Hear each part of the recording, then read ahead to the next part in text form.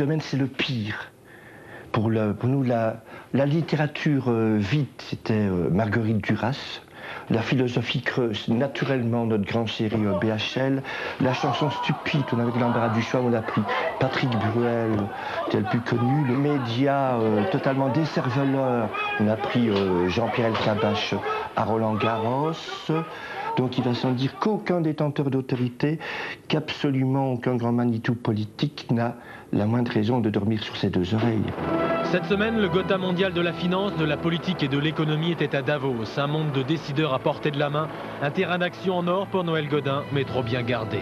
Bill Gates, le symbole de cette nouvelle toute-puissance capitaliste, y ouvrait sa tournée européenne. Il était en tête de liste.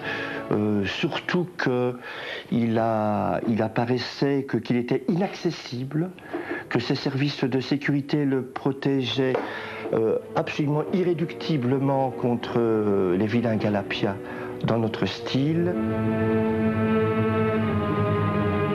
Nous étions une trentaine, 10 équipes de 3 malandrins, disséminées dans une rue assez fréquentée. Au moment où le Bill est arrivé toute sirène hurlante, les petites unités gloupinesques ont formé un véritable tourbillon pâtissier qui s'est abattu droit sur la cible, les gardes de corps étant totalement dépassés.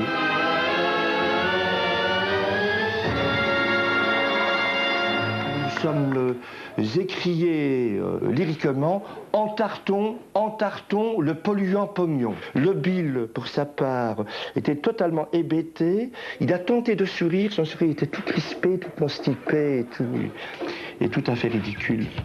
4 tartes au but, l'homme le plus puissant du monde battu par la crème fouettée, la subversion plus forte que les services de sécurité. Un triomphe et l'occasion pour Noël Godin d'appeler à la lutte. Entarteurs de tous les pays, unissez-vous. Que les détenteurs d'autorité de toutes sortes, à tous les niveaux, chefs de bureau, contremaîtres, parents sévères, professeurs, PDG, délégués syndicaux, s'en prennent plein la poire de tous les côtés. Si nous pouvions insuffler le désir Hop. Sans conteste, le plus beau coup de Noël Godin. Bill Gates, réfugié dans les toilettes, entre lavabo et urinoir. Pour une fois, la subversion pâtissière a vaincu la pensée unique. Le village global serait-il soluble dans la crème chantilly ?